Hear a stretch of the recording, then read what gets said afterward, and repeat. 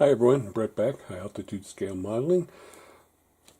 Part 3 of the Rust tutorial. I know it's been a long time, but I've been concentrating on aircraft and a new job. So here we are. 1, 2, 3. As you can see, there's part 1, part 2. Extreme differences between the two. This was the habit lung stuff. This was the life color stuff. Part 3 is going to go on this side. I've already sanded it down, made it rough. Got a wear hole in it already. Oops. Got a wear hole in it already. Go back to show you 1 and 2 in case that wasn't in the picture. And then 3, sanded down, looking rough, looking worn. We're going to be using the original Rustall. Rust anything. Easy to use, non-corrosive system, rusting plastic, metal, plaster, styrene, and paper. See, it costs $23.95 for these 4 bottles. Instructions are back here. This is mainly used, I found, by railroaders, but I think it'll work well with cars. So, step 1, we'll be using bottle number 1, so we'll move these to the side. Stir the Rustall and dip your brush, bringing up some liquid and rust. Rustall is designed to leave a random rust effect, so let the Rustall flow onto your item to be rusted. Allow it to dry and repeat for more rust. Rustall is designed to leave a light layer of rust with each application. This allows you to control the amount of weathering. For subtle coat of rust to solid rust, it's critical to let Rustall dry between each coat. Keep the Rustall stirred with each full brushful. For variety, add some items more rusty than others. You can use Rustall over existing techniques for even more variety. So we're going to add some, start brushing some on. Probably pause it in between to let it dry. And we'll see what we can get from bottle 1. Give it a shake. It does say stir, so I'm going to, I don't know if I should get out the Badger stirrer or not. Might stir it a little too much. I've never used these before. That's why they're so full.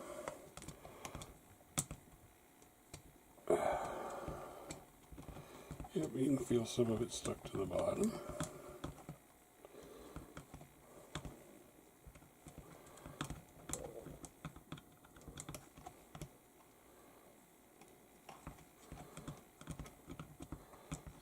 Alright, got it scraped off the bottom. I think we will stick the Badger stirrer in there just to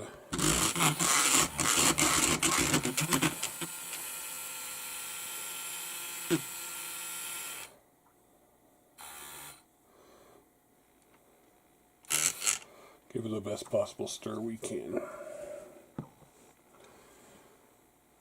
Let me clean these up. I always clean my tools right after use. Helps them to last longer. I can't afford to replace my tools if I do something stupid to one. So I take care of my tools. Used to do the same. Alright, I've got an old brush from part 1. Just to bring up some of the rust stuff with it and let it flow. You can see it flowing. I'm going to brush the whole thing to start with.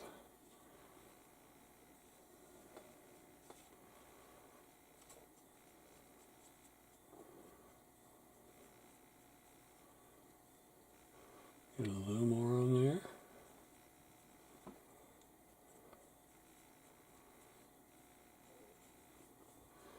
You can see right off the bat it does add a nice rust color.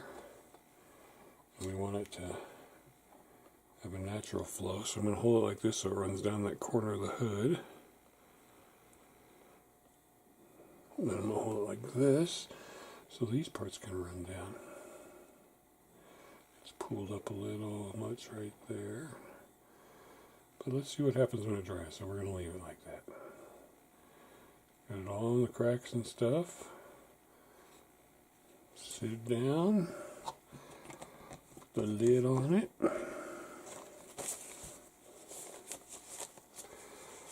Wipe off my old rust brush. So what's everybody been up to for a while? Yeah, you've seen me in some of my videos, but I haven't done my rust video, so I'm sure more car people watch this than airplane people, but I would hope that everybody would watch it just to see some techniques. Remember, all this is doing is comparing 4 different rusting techniques. I'm not trying to show you how everything is my way's better than every other way, or my way's worse than every other way. One thing I can tell you right now with this stuff, well, you can see it, but it's even getting into the sanding grooves that were left behind by me sanding, which would, look like scratches on a car. So far, and it's only 1 coat, so we're going to let it dry. I'm going to pause this for a minute while we let it dry and then come back. Hi guys, I'm back. I let it dry for 15 minutes. Seems pretty dry. I'm going to put another coat on. Shaking it up real good. I'm not going to stir it again because I did such a good stir with the old Badger stirrer paint mixer. Probably do 2 or 3 coats until we get the color that I like. I'm also going to do the inside here where I drilled through.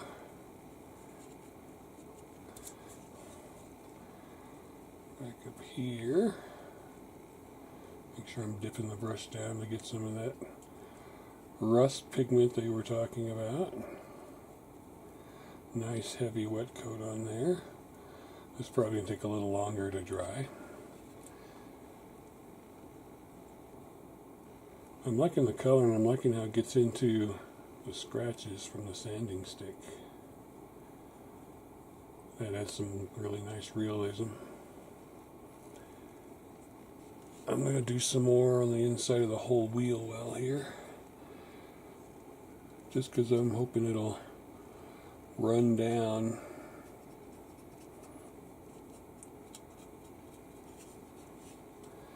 And make it like have a little drip marks. Like rust does. Go on Google and look at some rusted 60s car pictures. You'll see what I'm talking about.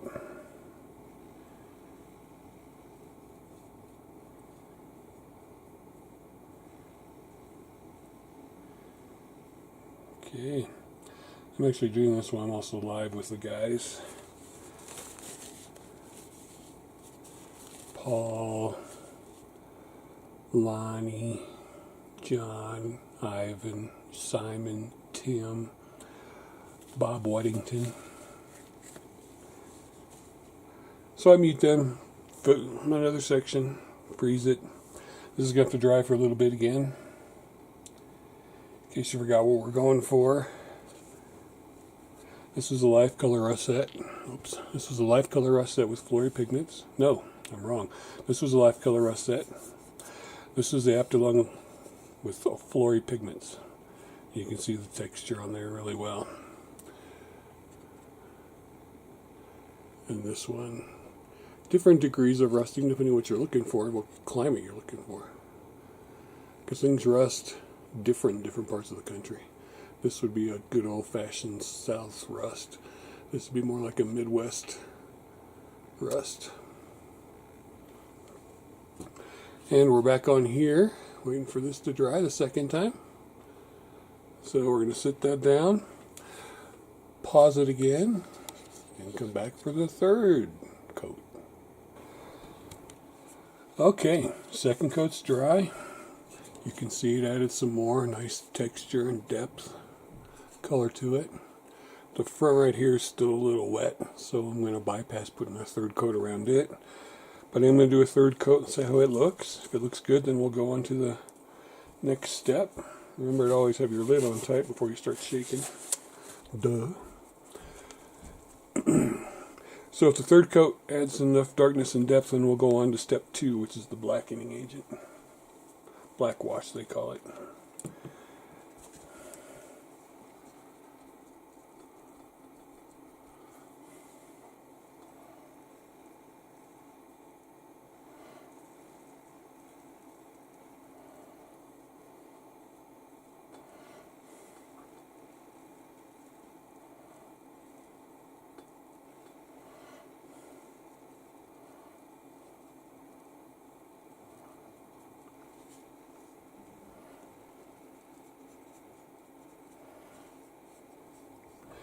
So you can see I'm applying this a lot heavier than I did the first and second coat because now it's got something more to stick to.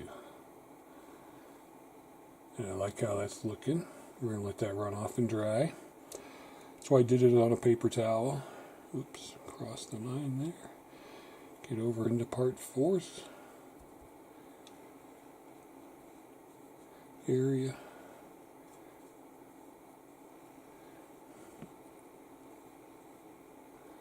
So, there's the third coat.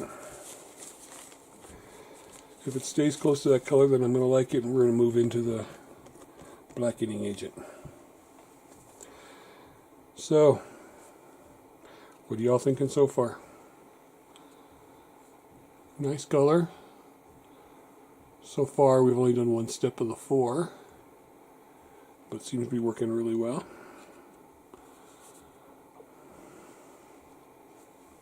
Just tilt that up like that for now. Actually, no, because it won't run off the right direction. We're going to do it like that. Now see, right here where this part was wet, not quite dry. Get some light on there. And this part we just put down fresh. There's like a division line between them. So maybe that'll add some different colors, texture too. Alright, see you in about 15 more minutes. Alright everyone, part 3 is completely dry. You can see how nice it looks. I mean, if you wanted, you could probably leave it just like that. It's still a little wet on the front of the fender, right over the headlight. But it's dry. It's left some texture behind. It's gotten scratches really nice.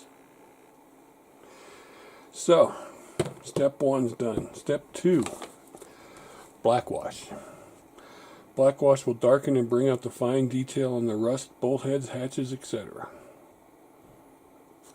So, shake this bad boy up.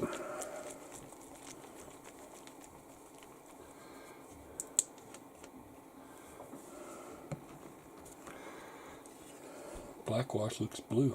I better stir this. It's been sitting for a while. No, nothing stuck on the bottom. That's a good thing.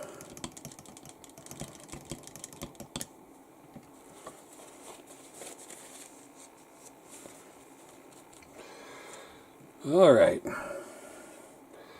Black wash. I'm just going to black wash the door. Just because I don't know what this is going to do. So.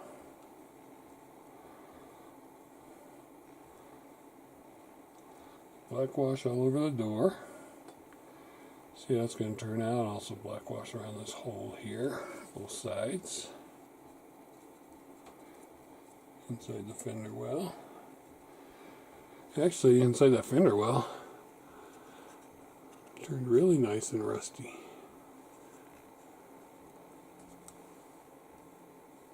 Get to focus. There we go. So, put the black wash on. Let it run down.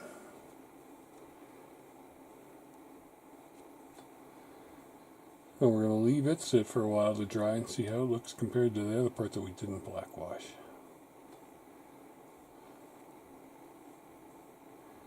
See what kind of difference it really makes. Because the only directions for black wash is one line. Black wash will darken and bring out fine detail on the rust, bolt heads, hatches, etc.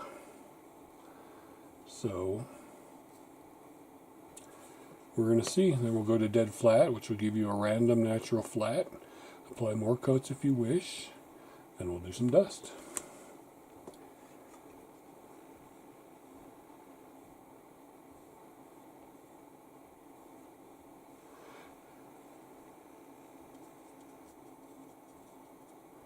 Stick some black wash on the life color one on the inside.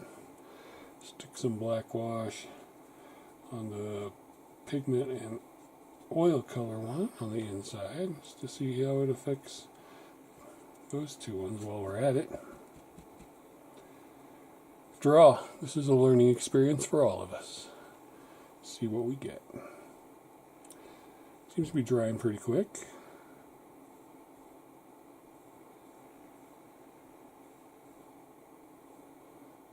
Might have made it a little darker, but it's not completely dry yet.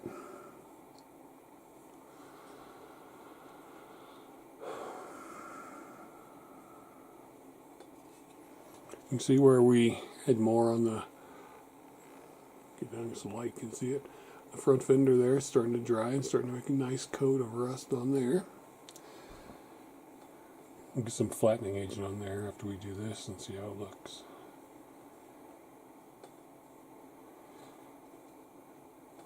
So, while we're sitting here waiting for the blackening agent to dry,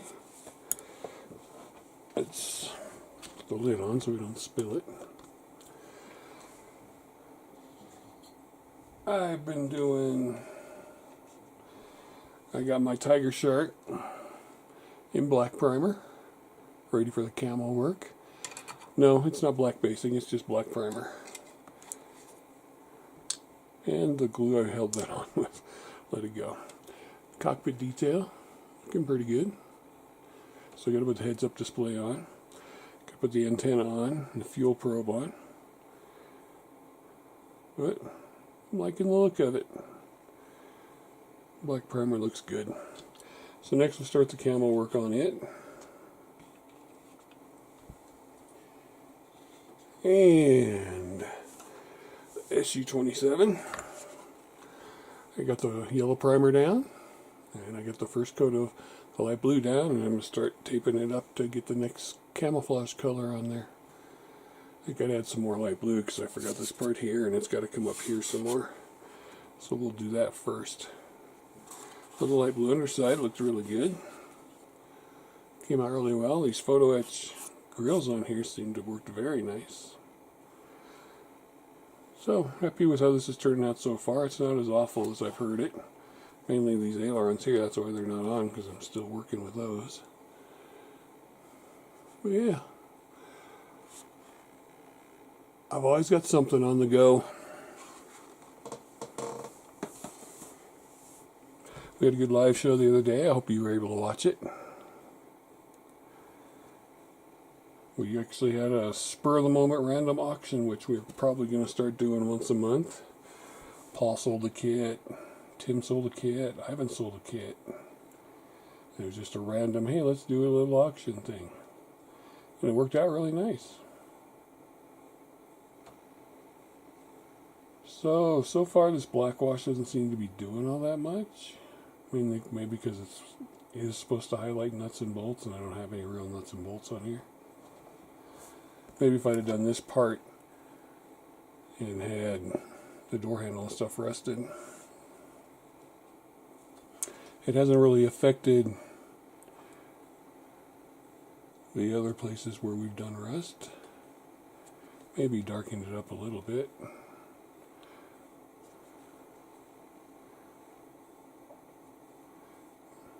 But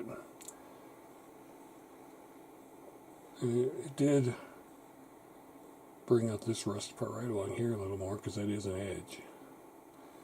And right up here. And right along this bottom line of the door. So maybe that is what it's good for, down along here where this hole was wore through. So maybe I'm going to put a coat across the whole thing. Let it dry. See if it gets any darker in areas. And I'm just patting this on in a generous amount and letting it run down.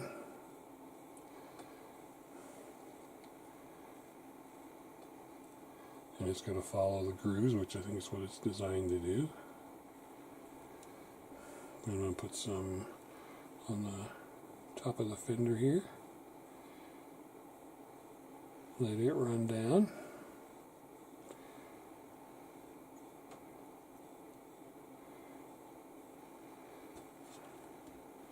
Alright, so we got that good black washed all over, and you see right away it brings out makes this stuff darker, which is very nice.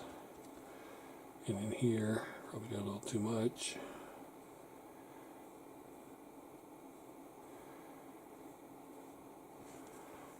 Grab me a Q-tip. It'll suck some of it up.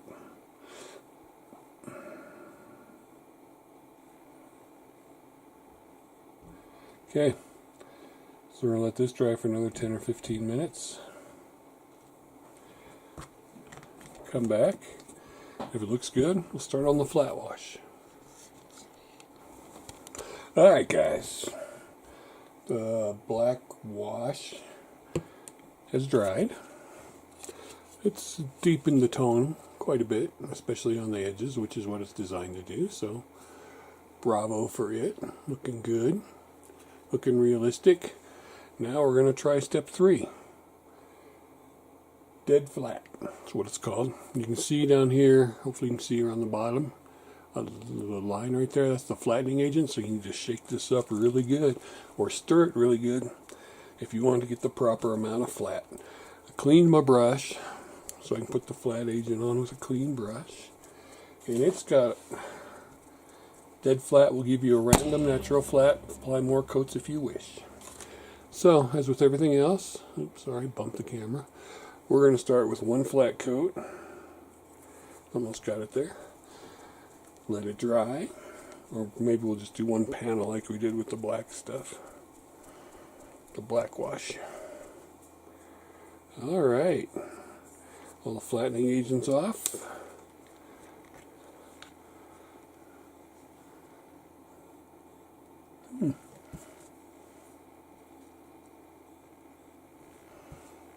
I guess that's a ceiling ring I took off a while back. And same thing, we're going to put it on. Let it roll. See what it does.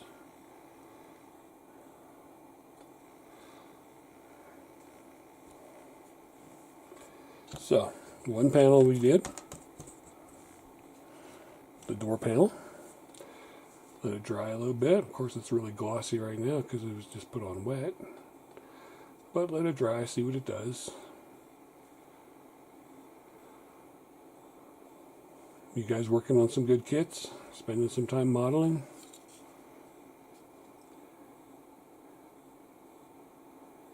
If there's any reviews or any side-by-side comparisons you want to see, let me know.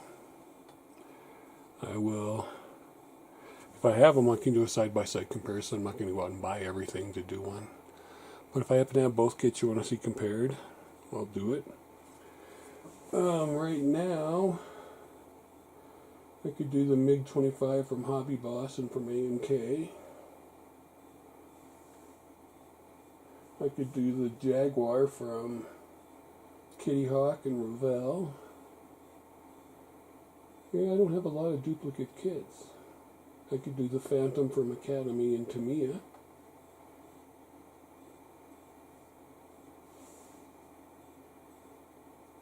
That's about it. Like I said, I don't have a lot of duplicate kits. I have a lot of kits, they're just not duplicates. I could compare a Hasegawa F-15 to a Great Wall F-15. So there are a few possibilities. Plus what's coming out this year.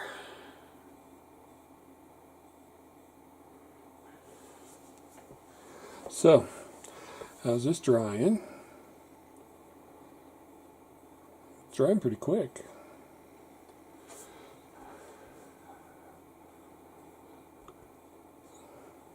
This seems to be an actually quicker process than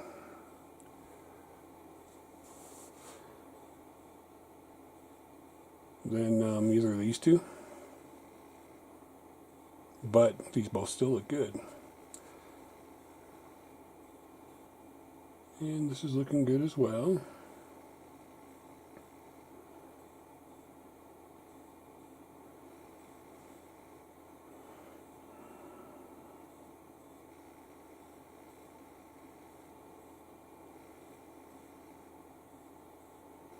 So, and I promise the fourth one won't take as long as it did to get to the third one. I want to get this done and up and posted and then make a comparison of all four video.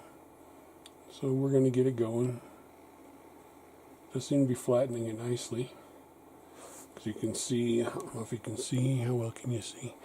It's got a lot of gloss right here, but over here where I put the flattening agent, all the gloss is gone, and it was all like this to start with till I sanded it back, but it still had gloss underneath of it.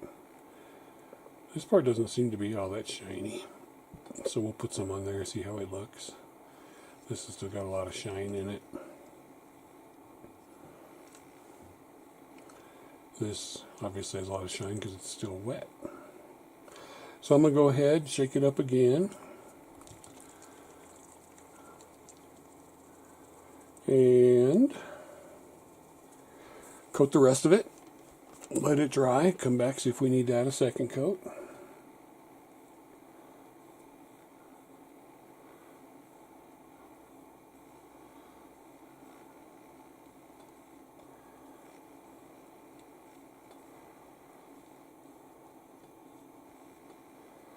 I like what this is doing.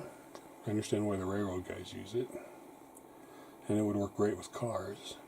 I'm not sure how well it would do on rusting armor, though. But anything is possible.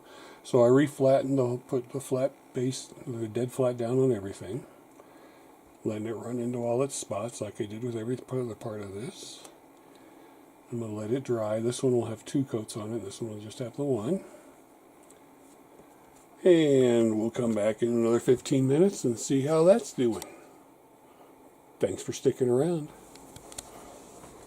Okay, back again. Matted it down really nice. I think 1 coat. I'm going to use the mat to hold the dust down. Let it dry in there and see how that looks. So we're going to start. Shake this up again. Number 4 is the dust. And what it says about number 4 is put the dust in the item to be dusted in a paper bag and shake, or you can just pour the dust over. The dust is so fine that bagging it is the best way to use it because the dust is so fine it will adhere to the details of the rusted item, brush off the excess with dry brush, and reuse it later. To simulate fresh rust, highlight some detail, bolt heads, etc. Clean brushes with soap and water.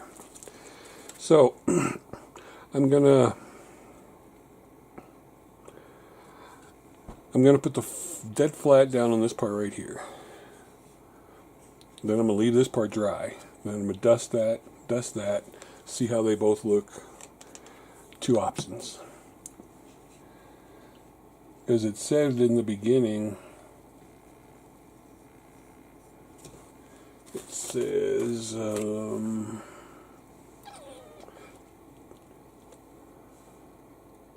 adding some of the dust into a wet primer will give more texture later if you wish. So I could have added the dust in when I painted this up, but I didn't. So, got that on there. I got my little strainer here. Got my dust. Let's see, I need to do this on something where I can save the dust. Let's turn this to a clean side. Waste not, want not.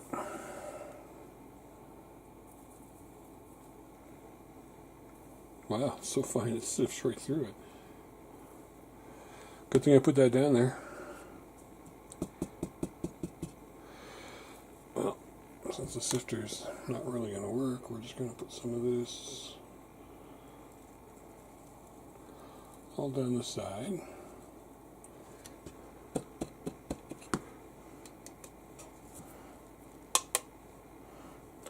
And it says, adhere details, brush off excess with dry brush and reuse later. Where'd my hook go? Well, I had a hook for that somewhere. Find a nice dry brush. There we go. Old makeup brush. Lightly brush away.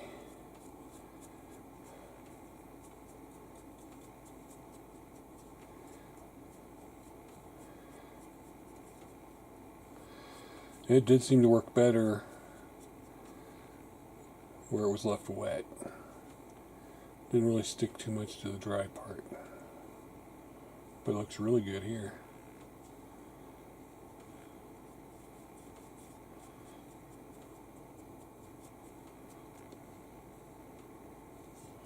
So I'm gonna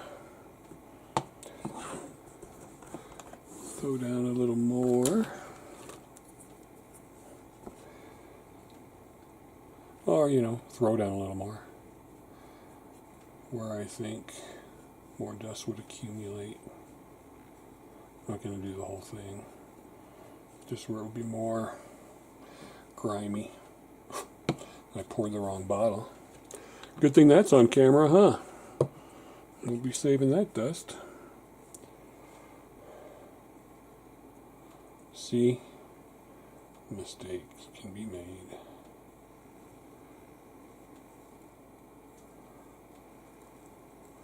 Alright. Let's put the lid on this so I don't try to pour it out too.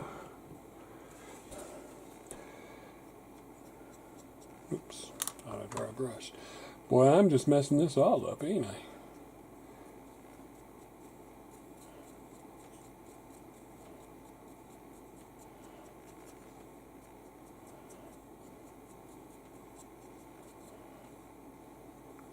I made some nice enhancements on it.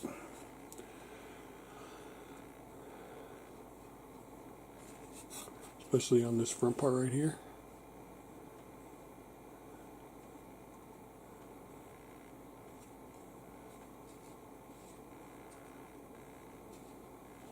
Down here where it wore through.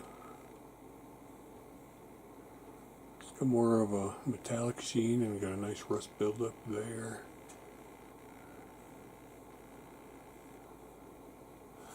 I'm liking it. Like I said, it is easier than the other two, but the other two have also made some very nice rust detailing.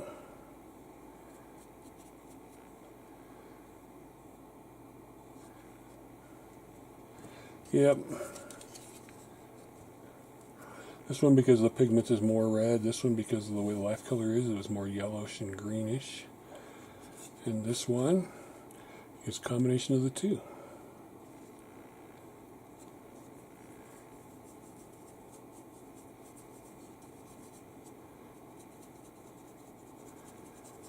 Brush it up a little bit more.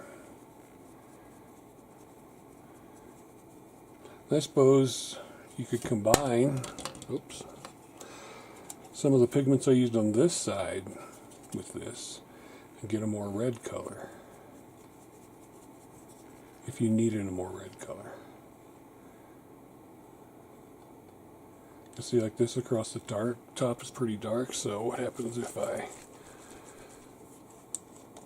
take a little bit more of this, just drop it on there. Not a lot.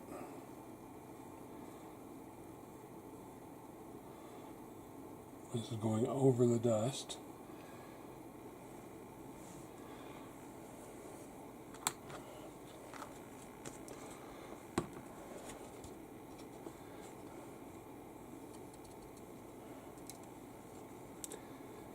And I'm going to use the dry brush to bring this down. Because rust would run the way water runs. And I don't want to take the dust off, so.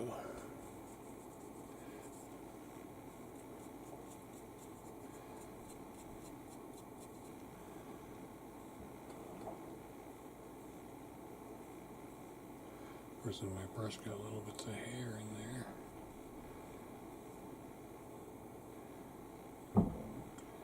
Gotta get those out.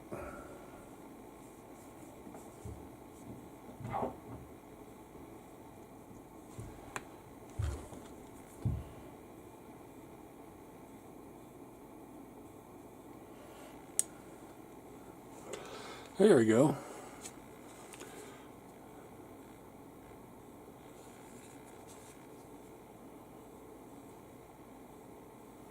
More realistic.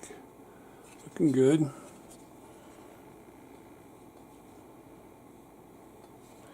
Let it dry off a little bit. Like I said, each has been a little bit different depending on what color you're looking for. Oils and the pigments left nice texture. This one leaves a nice texture too because of the rust particles or the chunks of stuff that's in here. And putting that dust on. The dust on really helped right through here and right under here. And along the hood, top of the fender, where you get buildup.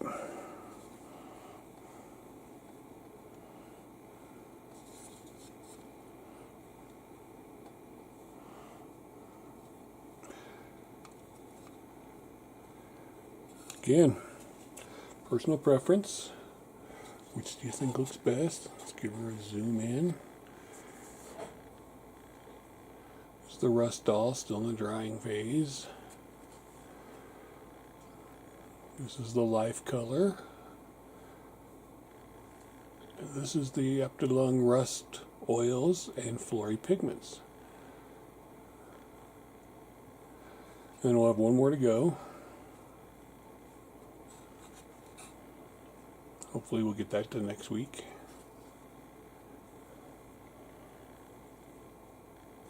So, let's just look at it strictly like this, so you're not getting that fancy blue in there.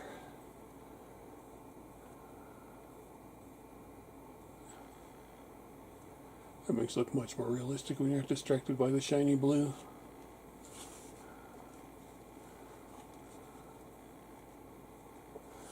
Okay, so that was another pleasing and easy rusting. Oops, wrong way. As you can see, I decided to pour out the dead flat instead of the dirt, because sometimes I'm a bonehead. So we're just going to throw this whole thing away. Clean up our area.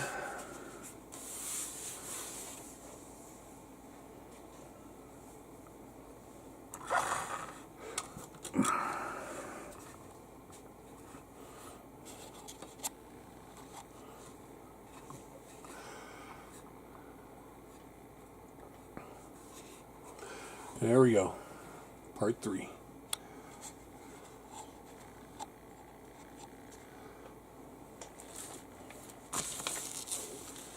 Rustall, rust anything. Good product, good results, very easy to use. Thank you for watching. Again, sorry for the delay. And I will have the next part up as soon as possible. Y'all have a very good day. Remember, don't be a kit collector, be a kit builder. Go start or finish a build today. Bye, everybody.